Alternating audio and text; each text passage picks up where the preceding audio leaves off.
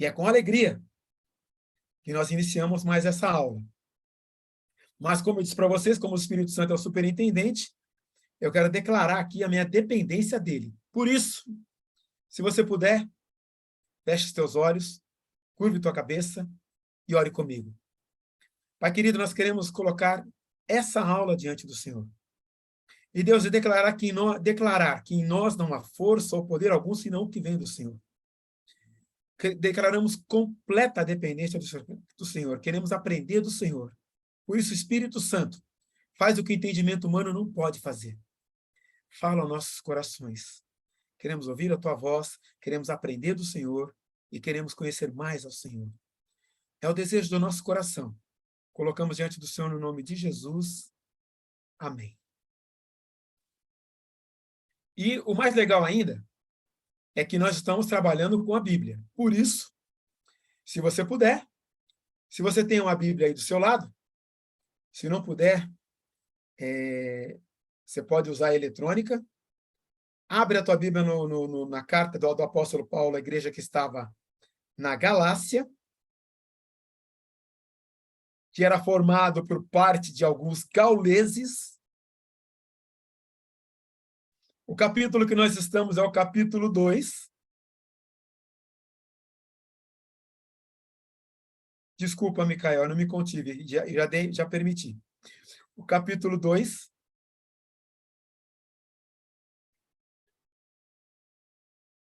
E nós vamos ler do versículo 11 em diante.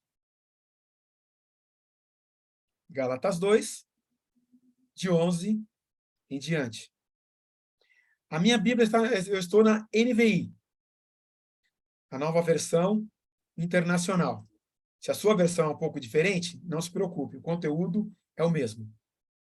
Quando, porém, Pedro veio a Antioquia, enfrentei-o face a face, por sua atitude condenável, pois antes de chegarem alguns à parte de Tiago, ele comia com os gentios.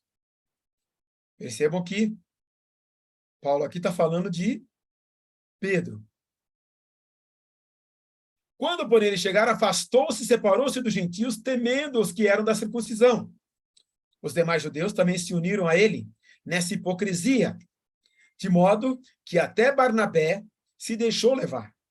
Quando vi que estavam andando de acordo com a verdade do evangelho, declarei a Pedro, diante de todos: você é judeu, mas vive como gentio e não como judeu. Portanto, como pode obrigar gentios a viverem como judeus? É muito legal. Para quem conhece o contexto do que está acontecendo, é tranquilo. Mas para quem não conhece, o que está acontecendo aqui? Nesses primeiros versículos, Paulo está falando com Pedro. Aí você fala assim, mas peraí, Betão, está acontecendo uma briga que ele está descrevendo o que aconteceu naquele momento que ele chegou para conversar com Pedro. Veja que estão ali na Antioquia. E o que está acontecendo? Aconteceu que o pastor Itamir já falou para a gente. Os judaizantes estão com aquela ideia de que o povo devia seguir a lei. E é nesse momento que Paulo está descrevendo como é que foi a conversa com Pedro. E as exigências do verdadeiro evangelho, que estão aí no Gálatas 2, de 11 a 21, tem uma dica fantástica. Todo cristão deve proceder coerentemente com a mensagem do verdadeiro evangelho que proclama. E o que está acontecendo ali?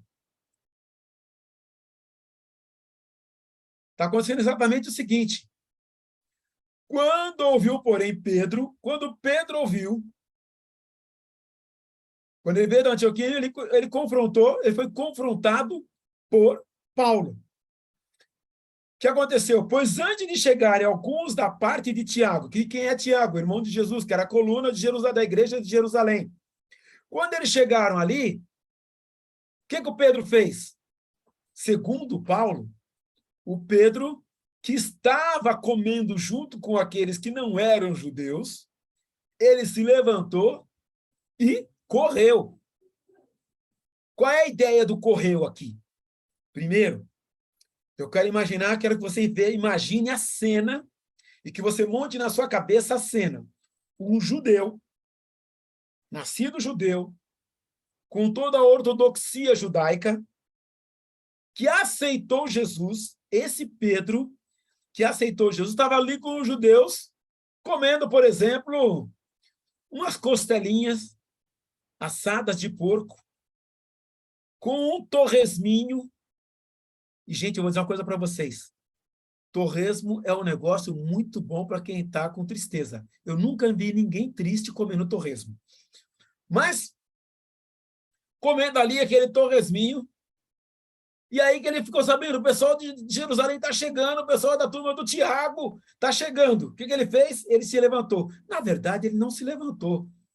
E nem estava comendo nesse momento. O que Paulo está escrevendo na carta. Ele está descrevendo uma situação que aconteceu. Ele está dizendo que o Pedro estava ali junto com os judeus, com os gentios, que não eram judeus, comendo junto com eles, vivendo junto com eles, participando junto com eles.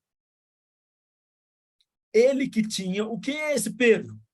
Pedro é aquele mesmo Pedro que foi perdoado por Jesus.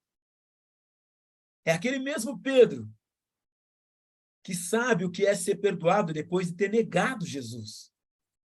É o mesmo Pedro que foi transformado por Jesus.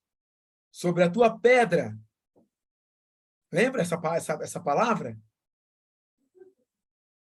Apacenta os meus. Apacenta a minha igreja. Era para cuidar da igreja.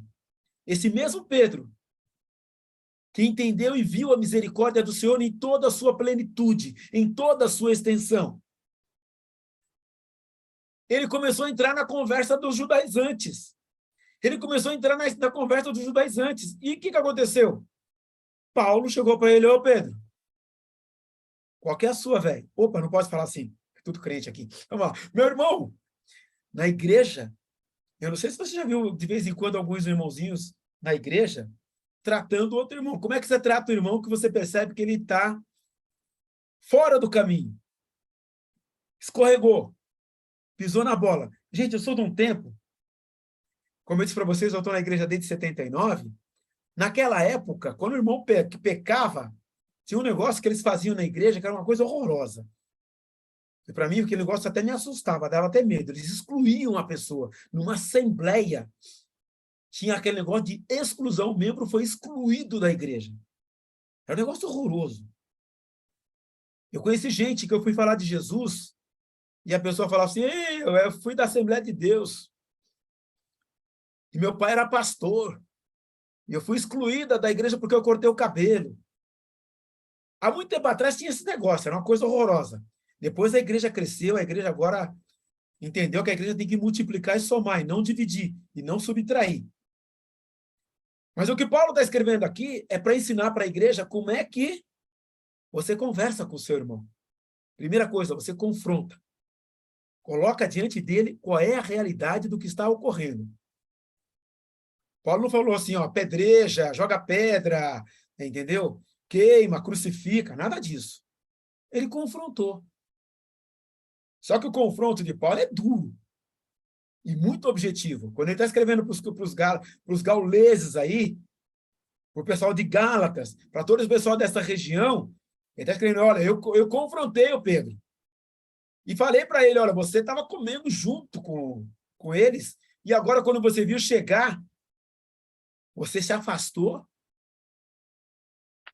Queridos, uma lição que eu tiro daí, logo na largada, antes de colocar as 5 exigências que nos ajudam a manter a coerência entre a vida e a pregação do verdadeiro evangelho, é justamente isso. O que eu prego, eu tenho que viver. A coerência naquilo que eu prego está também na minha vida. Aliás, é mais importante o que eu vivo do que muitas vezes o que eu prego. Porque o que eu prego, algumas pessoas podem não entender e não compreender. Mas o que eu vivo Elas enxergam e elas veem. Então, nesse texto, nós vamos trabalhar 5 questões, 5 que nos ajudam a manter essa coerência entre o que eu vivo e entre o que eu prego. E quando Paulo escreve isso, algumas pessoas podem entender assim, pô, Paulo era o cara, hein? Ó, foi lá e deu na orelha do Pedro. De maneira alguma, meu irmão. Eles estão crescendo junto. Eles estão caminhando junto. Eles estão vivenciando a vida cristã junto. E quando você encontrar o teu irmão em algum tropeço ou em alguma situação que exija correção, não coloca, não anuncia no Jornal Nacional, não anuncia na Folha, no UOL, não anuncia sei lá, no jornal. A primeira coisa a fazer é ir conversar com ele ou com ela. Confronto não é agressão, é dizer qual é a realidade dos fatos diante da palavra de Deus. Isso se faz com amor, isso se faz com doçura, que a gente não vai para dividir, a gente vai para acrescentar e para juntar. A verdadeira mensagem do verdadeiro evangelho exige do cristão um comportamento irrepreensível. Irrepreensível. Primeiro, a nossa forma de viver, a nossa forma de andar, o nosso jeitão de ser tem que ser irrepreensível, coerente com a nação na qual nós pertencemos agora. Você não é mais desse mundo. Agora você é cidadão dos céus. Agora você, minha irmã, é cidadã dos céus. Eu estou nesse mundo, eu faço parte desse mundo, mas eu tenho que florescer aonde eu estou plantado. Eu tenho que dar beleza, ter a beleza de Jesus na minha forma de proceder, na minha forma de caminhar, na minha forma de andar e na minha forma de me relacionar com as pessoas. Por isso a pergunta de Paulo. E Paulo chega lá no versículo 12. Pois antes de chegarem alguns à parte de Tiago, ele comia com os gentios. Quando para ele chegar, afastou-se, separou-se dos gentios, temendo os que eram da circuncisão. Espera aí. O medo dele era o seguinte, eles achavam que eles eram da linha da circuncisão. E o que era da circuncisão era que achavam que a lei era quem abolia, que a lei era quem salvava, que a lei era quem podia transformar a vida de uma pessoa. Mas a lei não serve para isso, e Paulo já mostrou isso claramente. O propósito da lei é levar uma pessoa a Cristo, é indicar o caminho de Jesus. Foi Jesus que abriu o caminho para o céu, não há outro meio de ir, diz a letra de um hino. E a Bíblia é riquíssima em dizer que Jesus é o caminho, é a verdade e a vida. E a lei tão somente serve para um propósito muito claro, mostrar o pecado do homem. E aqueles que viveram debaixo da lei, que foram escravizados pela lei e buscaram cumprir a lei, não obtiveram salvação. Ah, você vai me dizer, e aqueles que foram justificados pela graça? Justificados. Os que foram justificados, que morreram na esperança messiânica, estes que morreram na esperança do Messias, daquele que é o Cordeiro de Deus que tira o pecado do mundo. A lei tinha esse propósito, a lei tem esse propósito. A lei aponta para Jesus, a lei mostra Jesus. A mensagem do verdadeiro evangelho exige do cristão um comportamento irrepreensível em todos os aspectos, não só da lei terrena, como da lei divina. O medo que Pedro teve foi alguém pensar assim, olha, estou me misturando com quem não é circuncidado. E com esse medo, a gente que está no mundo também tem. De vez em quando, alguma pessoa lá do seu trabalho, alguma pessoa que você encontra na rua, tem um comportamento um tanto quanto estranho. Eu vou dizer para você, meus irmãos, que o período que nós tivemos, um período no qual nós evangelizávamos, ali na Avenida Industrial, trabalhando entre prostitutas e homossexuais. Eu nunca tive medo de ser visto por algum irmão da igreja, porque a igreja sabia que eu estava lá. Eu não sei se alguns conheceram a missionária Francisca e o Ministério Ágape. Nós fazíamos evangelismo, não era um dia só, Eram todos os dias. E muitos daqueles que estavam naquela situação de miséria, naquela situação de prostituição, vieram para a igreja.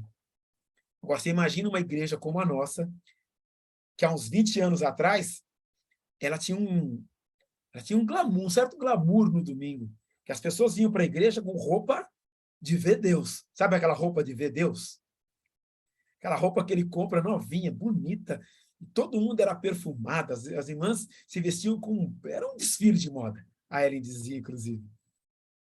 Agora, você imagina uma igreja assim, não eram cadeiras como é hoje, era banco, e no banco, meu querido, não tem jeito. As pessoas se encostavam umas nas outras. Aí você imagina um cara que estava vivendo da prostituição, com aquele jeitão que ele que é peculiar àqueles que vendem o corpo ali na industrial, sentando dentro da nossa igreja. Para alguns foi motivo de espanto, mas para a glória de Deus, eles se converteram, foram salvos. Prostitutas se converteram em nossa igreja. Lamentavelmente, muitos morreram levados pela AIDS, e alguns, por causa do silicone industrial, apodreceram em vida, mas servindo ao Senhor. Me lembro muito bem do José, alguns tiveram o privilégio de conhecê-lo. A última vez que eu o vi com vida, ele com muito cuidado, com muito carinho, me deu um bolinho de notas. Chegou para mim: Beto, eu não vou conseguir ir à igreja. Você deposita o meu dízimo? Que atitude linda. Mas o Pedro, segundo o relato de Paulo, ficou com medo de ser visto com aqueles que não eram circuncidados, que eram o pessoal da Galácia, que era aquele pessoal que alguns deles, gente, naquele período, eram até bárbaros, mas eram gente que se converteu e veio para Jesus. Não conheciam a cultura judaica, não conheciam o que a Bíblia, o que o Pentateuco ou a Torá dizia sobre a vinda de Jesus, não conheciam o que era lei, não sabiam da travessia do Mar Vermelho, não sabia do período passado no deserto, não conhecia o Deuteronômio, não conhecia números, não conhecia nada a respeito de Jesus. E nem dos profetas, e nem das promessas.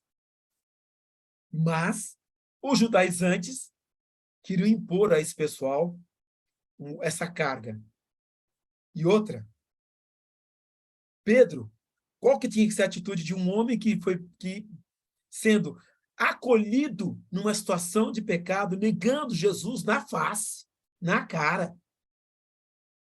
ouviu o galo cantar e foi perguntado a ele: Pedro, você me ama? 1, 2, 3 vezes. E ali ele é acolhido, envolvido por Jesus. Viu a misericórdia do Senhor em sua própria vida. Queridos, o que ele tinha que fazer com esse povo? O que ele fez? Ele estava junto com eles. Mas na hora que vieram o pessoal lá de Jerusalém, opa, e agora? O que eu faço? Eu vou deixar aqui a minha costelinha, eu vou deixar o meu torresminho, e levantou e saiu, se afastou. Mas não pode ser assim, não precisa ser assim. Porque a misericórdia do Senhor é para todos. E o que ele tinha que fazer? Acolher e tratar com misericórdia. E o comportamento dele não pode mudar, ser um em um lugar e outro em outro.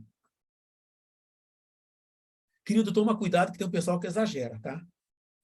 Tem um pessoal que quando o pessoal descobre que ele é crente, ele passa o dia inteiro: Jesus, olha, tem misericórdia desse trabalho aqui. Olha, Jesus. Não, o chefe dele pergunta: e aí, terminou? Que Jesus vai me ajudar, eu vou terminar. Aí o chefe dele fala assim: se Jesus não te ajudar, meu querido, você vai ter que se virar, porque eu quero isso pronto. E aí vai. Não confunde as coisas. Não mistura as estações. O procedimento é de glorificação a Deus. Eu costumo dizer, inclusive, para as pessoas: não trabalha para o seu chefe, não. Trabalha para Jesus.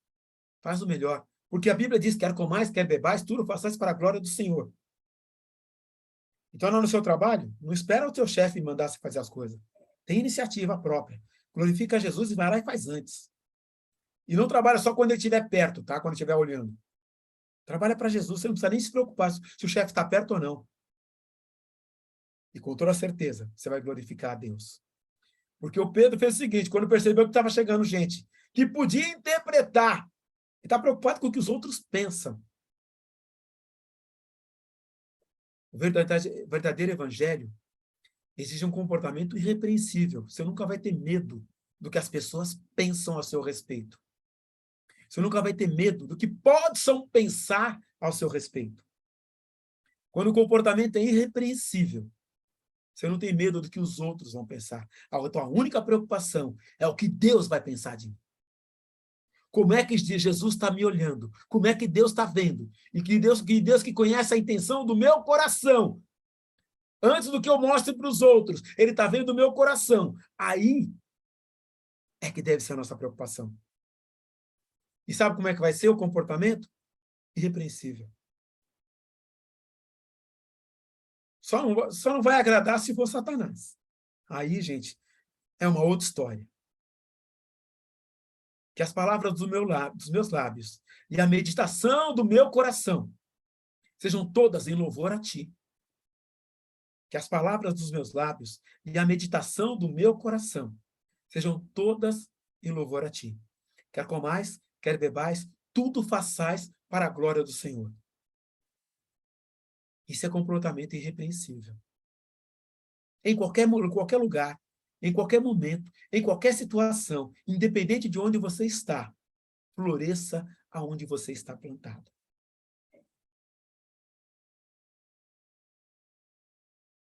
A mensagem do verdadeiro evangelho exige do cristão um comportamento irrepreensível.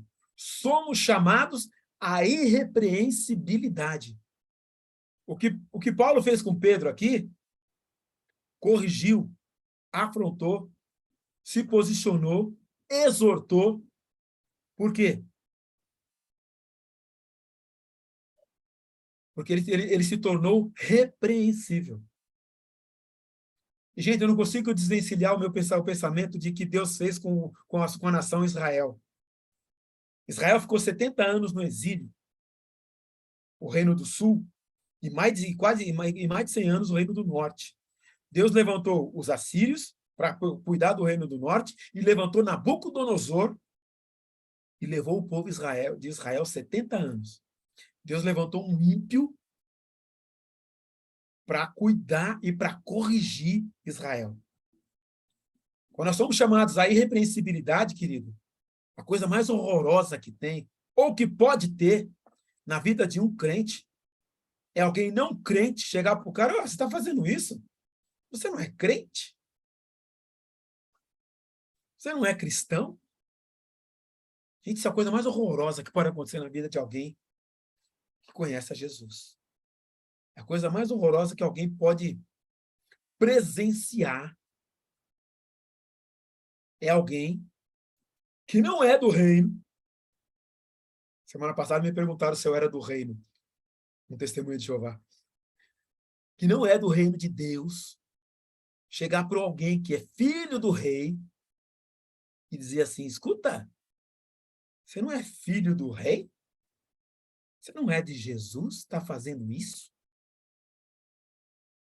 Gente, não é quando a igreja está olhando que eu devo fazer. É quando ninguém está olhando, que eu sei que o meu Deus está me olhando. E, gente, vão ter uma ideia. Ser irrepreensível não é ser hipócrita. Não seja hipócrita e não tenha uma visão errada de Deus. Gente, Deus não está com um piano na mão, esperando você errar, ou com um tijolo, esperando você errar para jogar um tijolo na tua cabeça. Não, gente, não é isso. Não tem uma visão errada de Deus. Em primeiro lugar, você tem que saber que Deus te ama. E quando eu falo que as palavras dos meus lábios e a meditação do meu coração sejam todas em louvor a ti, que eu estou parafraseando um salmo, eu não posso ser hipócrita e querer enganar Deus. Em primeiro lugar, gente, Deus nos conhece intimamente, como diz lá no Salmo 139, ele, em ter tecido fosse no ventre da sua mãe, e todos os seus dias foram contados. Ele conhece você na essência.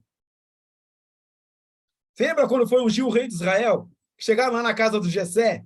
Qual é o teu filho aí? Eu vim aqui para ungir o teu filho como rei de Israel. Ele colocou mais jovem, o primogênito, mais grandão, lindo. Não, não, não, esse não. Como não? Esse é o meu primogênito. Não, Deus não vê como vê o homem. O homem olha o que está diante dos seus olhos. Para a aparência, Deus vê o coração. Ah, então traz o outro filho que você tem. Trouxe o outro filho, colocou diante dele, colocou lá. Tá, e agora? Vai ungir ele como rei? Não. Como não? Deus não escolheu? Não, Deus não escolheu. Por que Deus não escolheu? Porque Deus não vê como vê o homem. O homem olha o que está diante dos seus olhos, para a aparência. Deus vê o coração. Traz o outro, traz o outro, traz o outro. Acabou, seus filhos, acabou. Não, tem que estar lá no campo. Mas ele é pastor de ovelhas. Traz ele aqui. E Deus falou com o profeta, pode ungir. Esse é o rei de Israel. Porque Deus não vê como vê o homem. O homem olha para estar diante dos seus olhos. Deus vê o coração. E é por isso, gente, que eu gosto quando chego na igreja, e a igreja está adorando e levantando as mãos e louvando ao Senhor, alguns com os olhos fechados. Ah, não tem que fazer, eu tenho que fazer teatro diante de Deus? Não. Deus está vendo o meu coração. Então você quer dizer, então, que se eu estiver na praia, num domingo, de sol, Deus vê o meu coração? Deus vê o teu coração sim, querido. Minha querida, Deus vê sim. Ah, então eu posso ir à praia? Pode. Acabei de falar, quero comer mais, quero beber mais, tudo faça para a glória do Senhor. Ah, é vitamina D? É vitamina D. Então você está recomendando que as pessoas vão para a praia? Não, querido. Domingo, nós separamos para adorar a Deus. Aí no sábado, faz que nem eu. Alguns feriados a gente vai também, não é assim, não. Gente, outra coisa, não coloque sobre os teus irmãos um peso tão pesado que nem você pode carregar. Nós vamos ver isso daqui a pouco, que o Paulo falou para o Pedro. Não seja hipócrita diante de Deus. Não tenha máscaras diante de Deus, porque Deus conhece, primeiramente, o teu coração. E Ele sabe qual é o desejo do teu coração. Gente, quando eu me converti, eu tinha uma dificuldade com cigarro. E para algumas pessoas, gente, isso aí é dependência química. Tem gente que... Mas Deus trabalha. E Deus me libertou disso. Pode ter alguma área da tua vida que o Espírito Santo falou para você, meu querido, é melhor deixar esse negócio de lado. Aí você não consegue. E luta contra isso. É uma batalha. Sabe o que você faz? Espírito Santo de Deus, controla a minha vida. Vem dirigir. Sabendo que Deus está te vendo intimamente, profundamente. Vida repreensível afeta muita gente.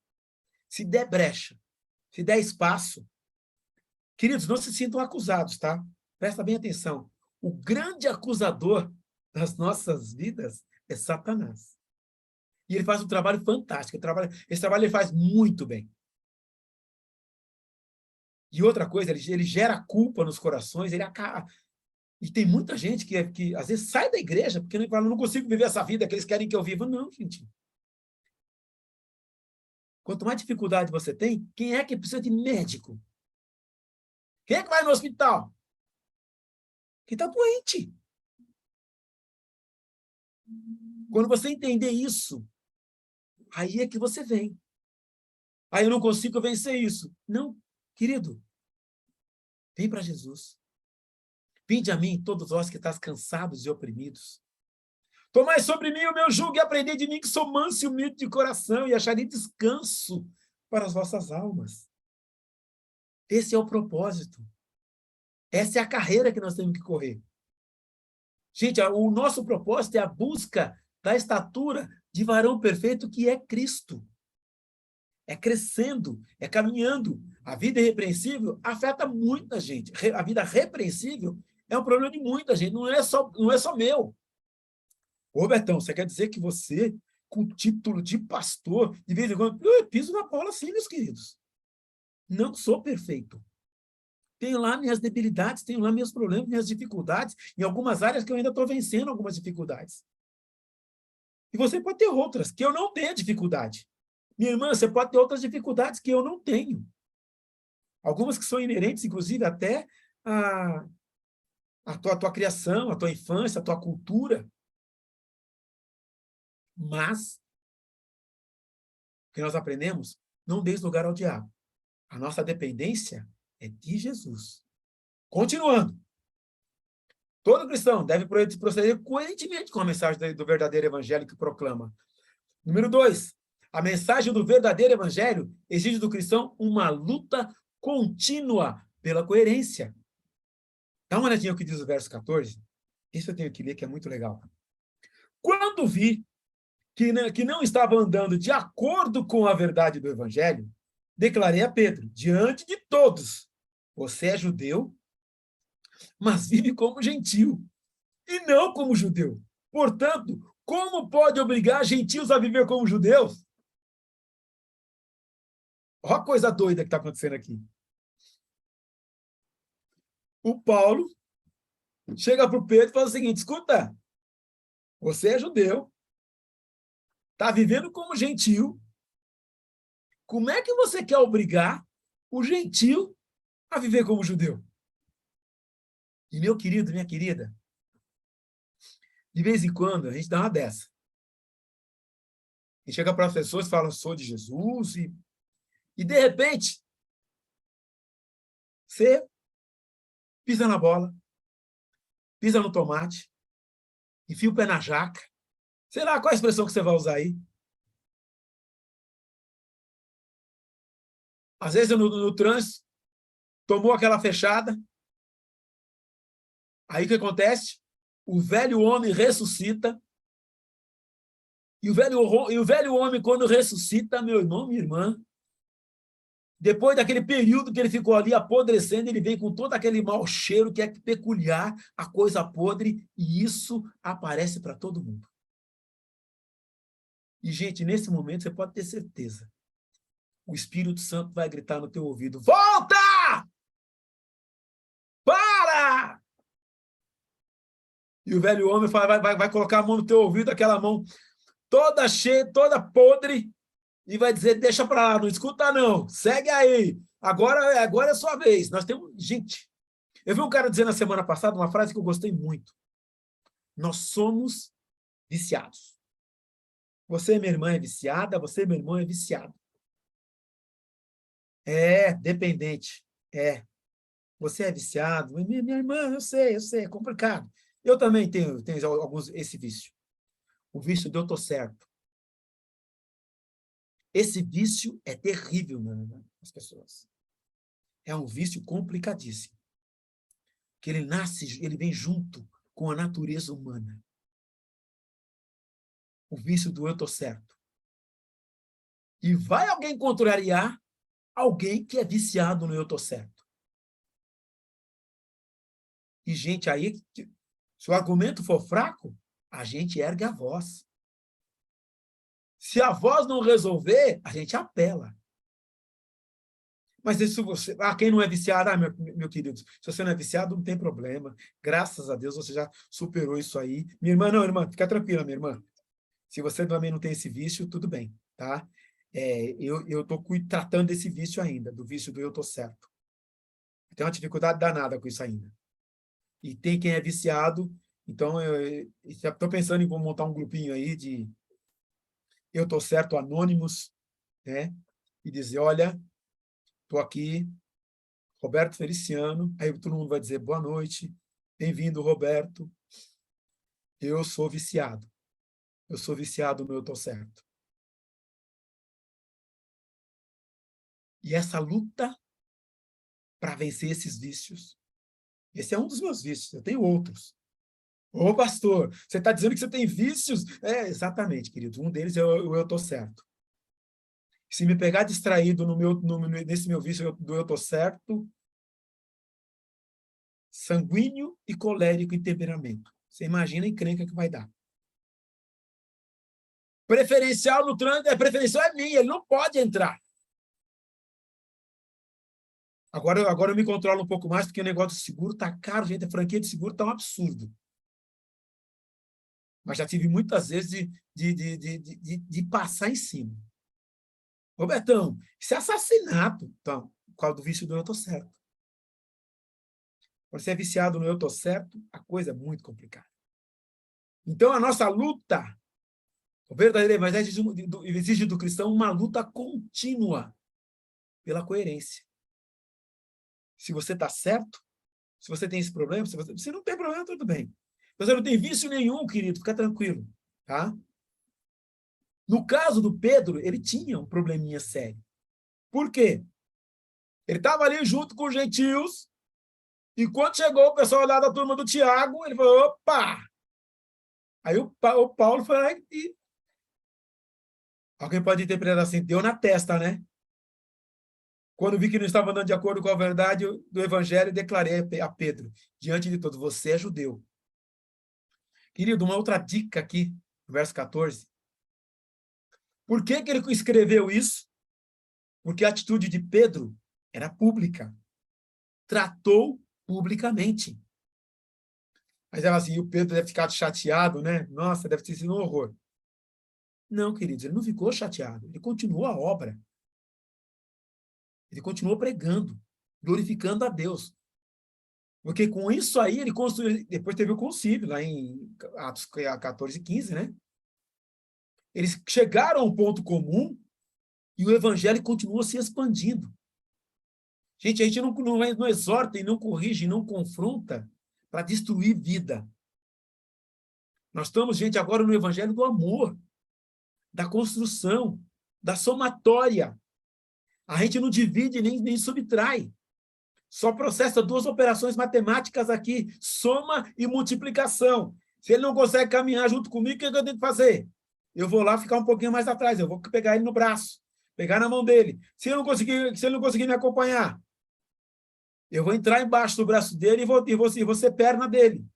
E se ele não conseguir caminhar, eu vou entrar embaixo dele e colocar ele no meu ombro e vou carregar, porque o meu propósito, o meu objetivo é que ele chegue à estatura de varão perfeito, que é Cristo, para que ele glorifique a Deus e para que ele vá para o céu comigo. E a minha luta, pessoal, como é que eu trato? Essa coerência que eu tenho que ter é no meu viver diário, é na minha casa. Começa em casa, viu, gente? O primeiro lugar que você tem que tratar é em casa. Seus filhos, sua esposa, seu esposo, seu pai, sua mãe. A mensagem de Gálatas aqui, Paulo está trazendo isso. Para que Paulo está expondo Pedro? Não. O propósito de Paulo não é expor Pedro. É trabalhar a igreja para que a igreja entenda qual é a visão de Deus nos seus propósitos de ensino. E que tem que ser coerente, o nosso caminhar tem que ser coerente em todas as situações. E nós estamos entrando num período complicado agora, que é o da eleição, e para ser coerente agora tem muita gente que está brigando aí. E briga, Não, gente, não tem que brigar, de maneira alguma, nós estamos para somar. Nós estamos para se unir. Ah, mas eu vou votar naquele... Não me interessa que você votou. O voto, em primeiro lugar, é secreto nesse país. E nós estamos orando pelas eleições. Em primeiro lugar, o voto é secreto. Em primeiro lugar. Você não tem que revelar teu voto para ninguém. Segundo lugar, vai ter que buscar alguém, candidato, que seja de acordo com a palavra de Deus. Ponto. Ah, Betão, mas eu gosto daquele, eu não gosto daquele, eu recebo uma grana daquele outro. Isso é um problema seu, isso não é problema meu. Não quero saber, não conta para mim. Eu quero que você tenha uma vida coerente. Eu sou do reino de Deus, eu não sou mais desse mundo. E eu também não estou preocupado se vai ser A ou vai ser B que vai vencer a eleição. Porque meu Deus é quem coloca rei e tira reis. O meu Deus, tá? A palavra diz assim, como ribeiro de águas, assim é o coração do rei nas mãos de Deus, a tudo quanto quer o inclina. Seja ele, seja ela que vai ser eleita por cargo, eu não estou preocupado. O que eu tenho que estar preocupado é que eu tenho que ser coerente com o país de onde eu sou cidadão. Eu sou cidadão dos céus. Eu não sou mais cidadão desse mundo. Então, a minha vida tem que ser coerente com isso. Tem que ser condizente com isso. E ainda, a mensagem do Evangelho exige do cristão uma luta contínua pela coerência. A verdade do Evangelho é o padrão a ser vivido. Ou seja, qual é a regra? Como eu devo caminhar? Como é que deve ser meu procedimento? Como é que deve ser a minha vida? a minha meta, qual é o meu objetivo, qual é o padrão que eu tenho que traçar para a minha vida? Chegar à estatura de varão perfeito que é Cristo. Eu tenho que ser parecido com Jesus. Eu me lembro que tinha uma musiquinha que eu aprendi na igreja católica, quando eu era criança, que dizia andar como Jesus andou, viver como Jesus viveu, sentir o que Jesus sentia, sorrir como Jesus sorria. E também eu lembro de Francisco de Assis, né? Ó mestre, fazei-me de mim instrumento da vossa paz. Onde houver ódio, que eu leve o amor. Onde houver ofensa, que eu leve a união. Onde houver tristeza, que eu leve a alegria. Onde houver dúvida, que eu leve a luz. Fazer que eu procure mais consolar que ser consolado. Compreender que ser compreendido. Amar que ser amado. Porque é dando que se recebe. É perdoando que se é perdoado. E é morrendo que se vive para a vida eterna. O padrão que eu tenho que viver é esse. Ô, Betão, você vive esse padrão, cara? Você é o cara, hein? Não. Eu estou no processo de crescimento. Eu estou naquela escada de crescimento, que é o processo da santificação. A verdade do Evangelho evita a incoerência. Quando Paulo chegou para o Pedro e falou, ô Pedro, se você que não é judeu, não vive como judeu, vai querer que eles sejam? Como é que você quer que eles sejam uma coisa que nem você é? Ai, mas eu acho tão bonito que se as pessoas vivessem assim, por isso eu digo que elas devem, se nem eu vivo. Tem que ser coerente. Tem que viver como Jesus viveu, mas eu não consigo. Então, eu estou no processo. E eu não posso, gente, colocar uma cruz tão pesada nas costas das pessoas que elas não possam carregar. Aliás, foi essa uma das colocações que Jesus fez com os escribas e fariseus. Eles colocavam pesos tão pesados na vida das pessoas que elas nem eles suportavam. E às vezes, gente, algumas igrejas pregam um evangelho tão difícil de ser vivido que as pessoas falam, não, isso aí não dá para viver. Estou fora. Vou tocar minha vida. Se Deus quiser, ele faz alguma coisa e muda. Incoerente. Ele tem que ser coerente com aquilo que você vive. O que você vive é o que você vai poder. Você não tem que cobrar nada de ninguém, na verdade, né? Na verdade, a gente tem que ensinar. Por quê? Quando você aprende a viver, quando tem uma vida coerente, a verdade do Evangelho nos faz confrontar o erro. E, meus queridos, olha o que eu vou dizer para vocês. Não é porque tem título, não é porque ocupa cargo de liderança, que é infalível. Infalível é Deus. Infalível é Jesus. O homem, a Bíblia é muito clara. Os vossos pés se apressam em derramar sangue. As vossas mãos estão sujas de sangue.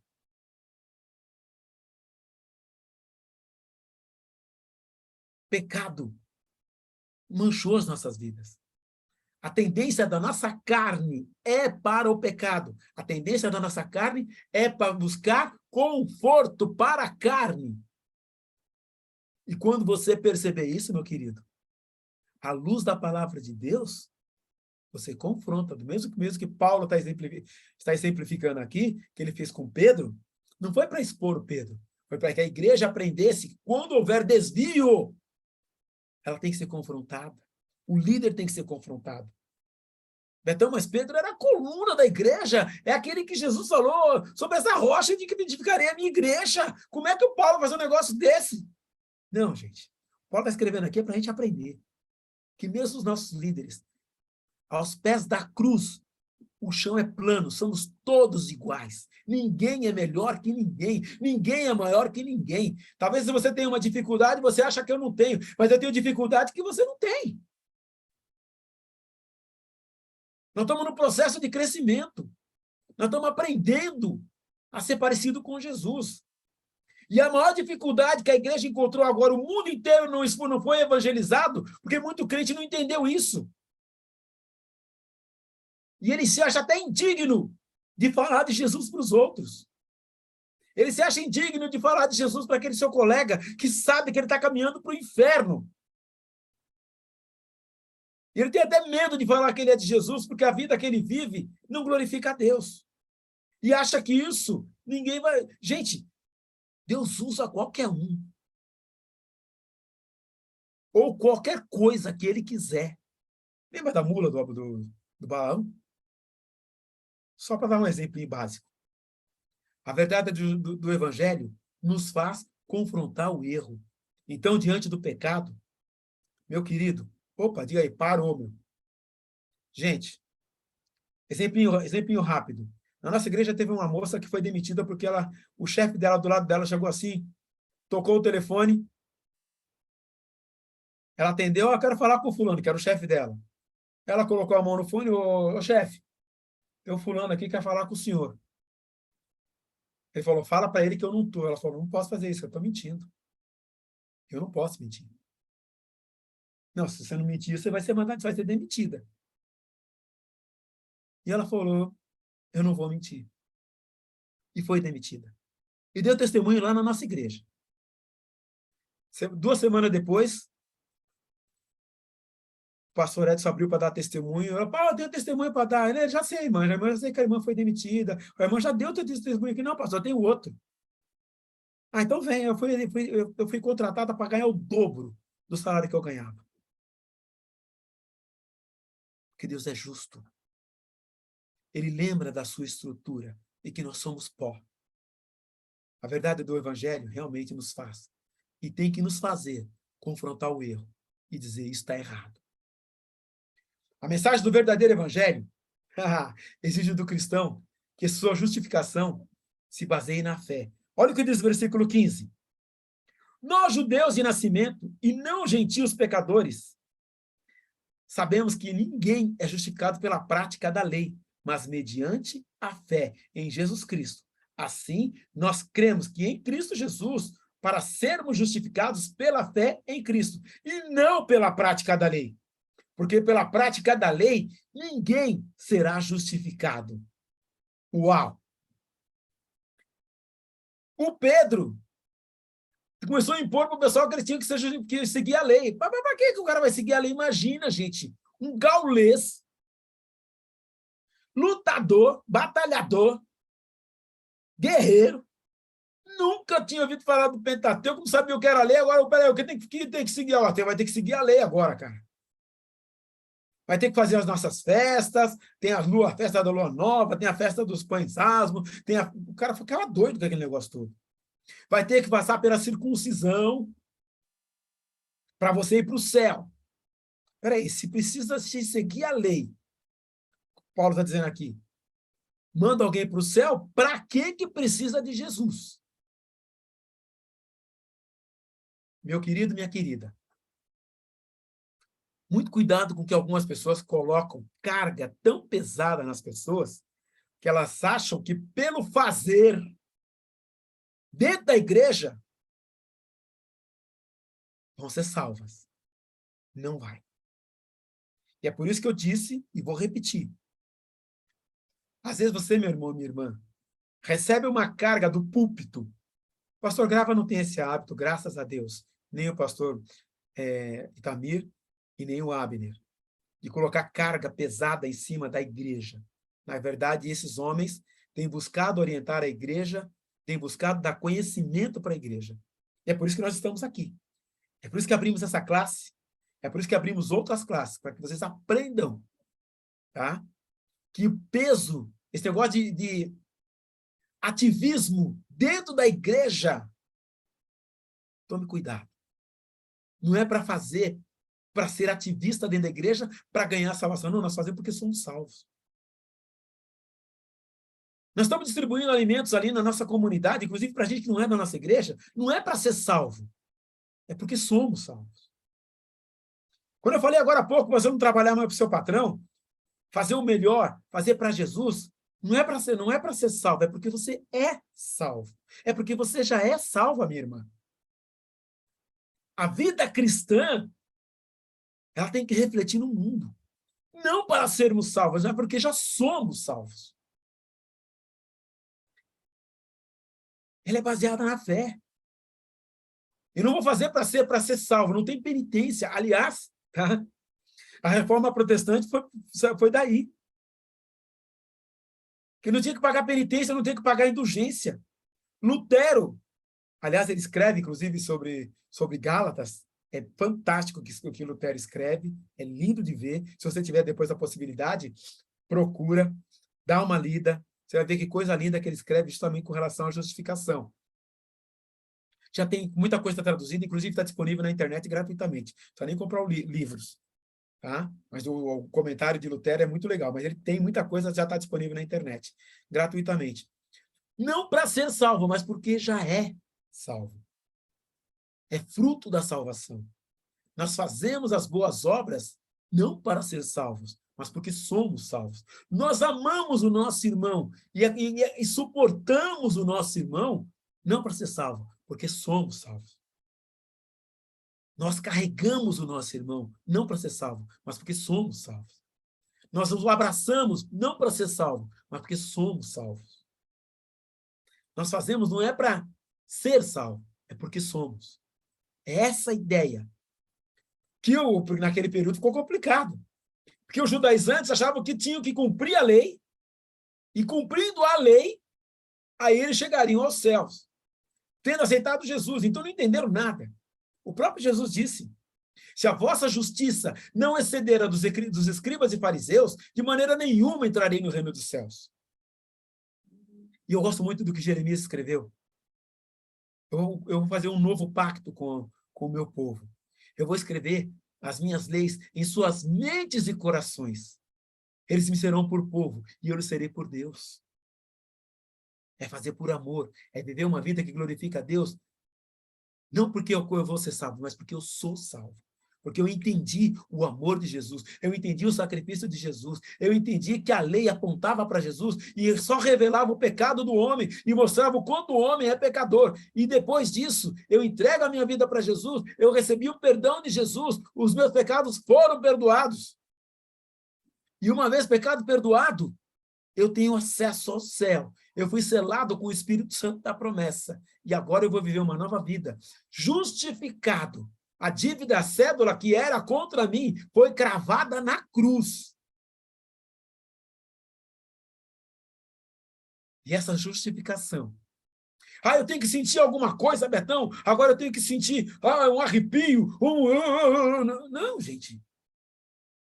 É pela fé. Ah, mas não tem que sentir nada? Não. Eu vejo de vez em quando os irmãos chorando no culto. Eu nunca senti essa emoção. O que eu faço? Não tem que fazer nada, querido. É pela fé. É pela fé que nós somos justificados. Pela fé no sacrifício de Jesus, que ele é suficiente para aniquilar a multidão dos meus pecados. Inclusive, quando ele escreve aos Romanos, ele tem uma frase que é muito legal: sepultado juntamente com ele no batismo da morte, para que assim como Cristo ressuscitou dos mortos, andemos nós também em novidade de vida. Sepultado juntamente com ele. Lembra quando você foi batizado? Simboliza isso. Sepultado juntamente com ele no batismo da morte. O meu pecado morreu lá com o velho homem. O meu pecado foi sepultado. Eu estou renascendo para uma nova vida com Cristo. Estou justificado. E a mensagem que nós temos que pregar é essa. Que nós somos justificados é pela fé. Ah, mas eu tenho que fazer um curso. Não. Você aceitou Jesus, está justificado. Você abriu o coração para Jesus, está justificado. Então não adianta, não põe regra, não põe regrinha, não dificulta, nem dificulta a vida dos outros. Ajude-os, carrega, traz junto de você. A mensagem do verdadeiro evangelho exige do cristão que a sua justificação se baseie na fé. Versículo 15 e versículo 16. Deixa eu ler o 16 também. Versículo 16. Ah, está aqui. 15 Quem achou o versículo 16 aí? Ele estava aqui na minha Bíblia. Aqui. Sabendo que ninguém é justificado pela prática da lei, mas mediante a fé em Jesus. Assim nós também cremos em Cristo. Em Cristo Jesus, para sermos justificados pela fé em Jesus Cristo. Devemos saber que a lei não justifica ninguém, pois todos pecaram. Romanos 6, 23 e 3, 23. Todos pecaram e carecem da glória de Deus. A lei mostra isso. Devemos saber que a justificação vem somente pela fé. Jesus disse isso. E devemos saber que a crença em Jesus Cristo, nos justifica pela fé. Eu já estou finalizando. Já estamos chegando no final, e foi rápido hoje, hein?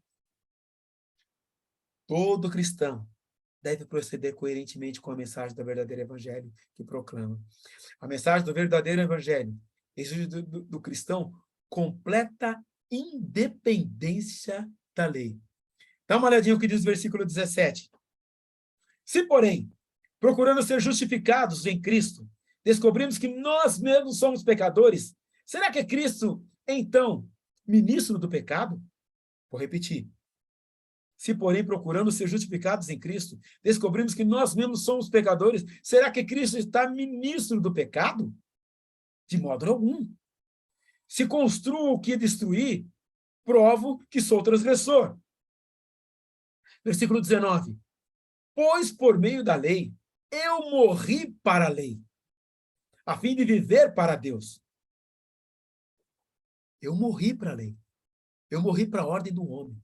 Eu morri para o conceito humano. O conceito que eu trago no meu coração, em termos de regra de fé e prática, é com Jesus. É para Deus. O meu propósito é viver para Ele. Andar com Ele, juntinho dEle, perto dEle. Do mesmo jeito que Ele andou. Andar como Ele andou. Viver como Ele viveu. Buscando sentir o que Ele sentia. Olhar, ter o olhar de Jesus. Maravilhoso, né? É Cristo que perdoa os pecados e nos justifica. O sangue de Jesus derramado na cruz do Calvário nos purifica de todo pecado. Nos purifica de todo pecado. A nossa natureza mostra que somos pecadores. É a nossa natureza, a natureza da carne. Mas em Cristo, morremos para a lei para vivermos para Deus. Morremos para o mundo, sepultados juntamente com Ele, como diz lá em Romanos. Você morreu para o mundo. O teu homem velho, a carne velha, fica lá, sepultado. Está morta. Não tem mais posição. Não manda mais. E aí, quinto ponto, a mensagem do verdadeiro evangelho exige do cristão valorizar a graça. A graça, vivendo pela fé. E uma vida coerente com essa graça é levar ela para outros. Você percebeu quando os pastores saúdam a igreja? Graça e paz. Sabe o que ele está dizendo? Favor que você me recebeu sem merecer. Imerecido, te alcançou, te envolveu, trouxe você das trevas para a luz. Graça. Não mereço. Quando você olha para você mesmo, quando você olha para dentro de você, e você percebe o que você é ou o que você era, aí você começa a entender um pouquinho da graça. E mesmo assim, Jesus não se importou. Ele morreu por você. Ô, Betão, você quer dizer que Jesus ele aceitou a cruz por mim, sim. É individual e é pessoal. Ele é o seu salvador pessoal. A graça te alcançou. E agora, depois que você foi alcançado, você vive pela fé. Naquele que te salvou. Naquele que te alcançou. Queridos, não podemos esquecer. Morremos com Cristo, libertamos-nos da lei. Vivemos a vida substituída por Cristo vivendo em nós. Opa! É isso mesmo. Além de tudo, é muito legal. Ele vive em nós. Dá uma olhadinha no versículo 20 e no 21. Gálatas ainda no mesmo capítulo, agora o versículo 20 e o 21. Assim que aqui. Fui crucificado com Cristo. Assim já não sou eu quem vive, mas Cristo vive em mim. A vida que agora vivo no corpo, vivo-a pela fé no Filho de Deus, que me amou e se entregou por mim. Não anulo a graça de Deus, pois se a justiça vem pela lei, Cristo morreu inutilmente. Alguns pontinhos aqui que são maravilhosos. Ele começa dizendo, fui crucificado com Cristo. Assim já não sou eu quem vive, mas Cristo vive em mim. Na Almeida está, já estou crucificado com Cristo. E vivo não mais eu, mas Cristo vive em mim. Já não sou eu mais quem vive. É Cristo que está vivendo em mim. É Cristo que agora vive em mim. Eu estou livre de toda e qualquer lei. E a vida que agora vivo no corpo, vivo pela fé no Filho de Deus, que me amou e se entregou por mim. Eu não anulo a graça de Deus. Como é que eu não anulo a graça de Deus? Se eu voltar a viver pela lei, eu não preciso de Cristo. Eu anulo a cruz de Cristo. A grande luta na reforma protestante, para as pessoas entenderem, é que elas não tinham que pagar indulgência para ser salvos, porque Jesus já tinha feito o sacrifício. Elas tinham então somente que receber o sacrifício de Jesus, aceitar o sacrifício de Jesus. E como é que se aceita o sacrifício de Jesus? Abrindo o coração para Jesus. Aquela oração de entrega. Senhor Jesus, está aqui a minha vida. Entra. Perdoa os meus pecados. Obrigado que o Senhor me aceita do jeito que eu sou e perdoa os meus pecados. E o que acontece? Oração feita com fé, Jesus entra. Pecado perdoado. O que eu tenho que fazer agora? Agora eu tenho que fazer. Não tenho que fazer nada. Jesus já fez tudo. Se você tiver que fazer alguma coisa, eu não preciso da cruz de Cristo. Se tiver que fazer alguma coisa, não precisa de Jesus no processo. E é isso que Paulo está ensinando. Para todos os galileus, para o pessoal da Galácia, que não precisava mais disso. Concluindo, eu vou abrir para a pergunta. O crente só pode viver na base da graça, porque viver pela lei, seja da lei de Moisés, ou da lei da nossa religião, ou das nossas comunidades, significa anular a graça de Deus. E assim, Cristo teria morrido em vão. Vou repetir. O crente só pode viver na base da graça, porque viver pela lei, seja da lei de Moisés, ou da lei da nossa religião, ou das nossas comunidades, significa anular a graça de Deus, esse favor imerecido. E assim, Cristo morreu em vão. É o que Paulo está concluindo no último versículo. Se eu tiver que fazer alguma coisa, eu tenho que fazer penitência. Não. Eu tenho que pagar para fazer minha. Não tem que penitenciar, gente. O sacrifício já foi feito. Você tem que deixar o Espírito Santo controlar a tua vida e dirigir a tua vida. Esse é um assunto que nós vamos tratar nas próximas aulas, que será um dos próximos temas que nós estaremos abordando. Eu creio que o pastor Itamir vai estar abordando junto com vocês. É essa a ideia. É esse o propósito. Esse tempo agora é de vocês. Dúvidas, comentários, querem acrescentar? Pode abrir a sua câmera, pode abrir o seu microfone, eu quero ouvir vocês.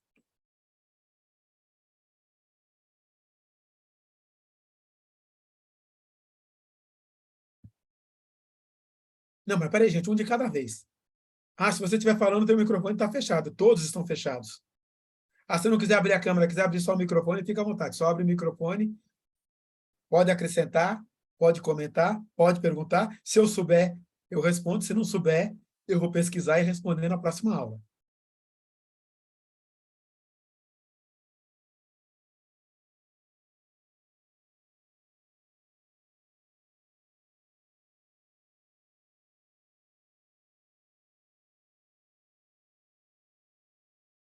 Vocês estão me ouvindo?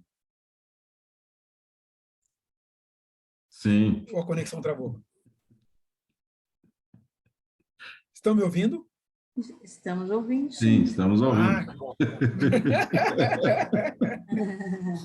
O tempo todo. Ok, ok. Tranquilo, então? Algum comentário? Tranquilo, foi muito Crítica? bem. Eu também aceito crítica. Irmãos, olha, uma coisa Aula bem importante. dada, ô Betão. Não tem como. Eu vou perguntar o quê? Foi Eu muito esqueci de bem, colocar um ponto foi muito bem explanado, muito pastor. importante. Muito bom. Vilma, segura só um minutinho, Vilma. Segura um minutinho só o pensamento. Eu esqueci de um ponto aqui. Pedro aceitou a crítica. Muito importante. Pedro aceitou a crítica. Tá? No capítulo 15, 14 e 15 de Atos, eles chegam num consenso e fazem o concílio e trabalham essa questão. Muito importante. O líder, ele tem que estar pronto para receber a crítica também. Dentro da palavra, ele é maduro espiritualmente quando ele recebe a crítica e analisa, vê se está coerente com a palavra de Deus e, em algumas situações, muda. Pode falar, Vilma. Não, eu só estava dizendo assim que não há dúvidas, foi muito bem explanada a aula, foi muito boa. Muito obrigada, pastor. Graças a Deus, graças a Deus. Eu vou pedir, então, para... Boa noite a todos. Eu vou precisar sair, claro, querida. Fica tranquilo, querido. Amados, nós estamos encerrando agora, nós vamos orar.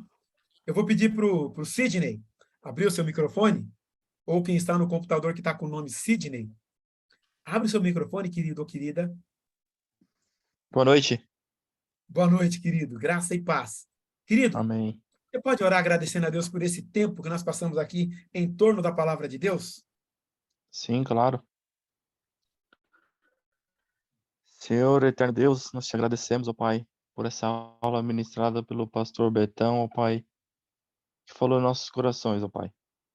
Uma aula belíssima que o Senhor conduziu através da vida dele, ó Pai. Uma aula que vem nos ensinando cada dia mais sobre a sua palavra, ó Pai.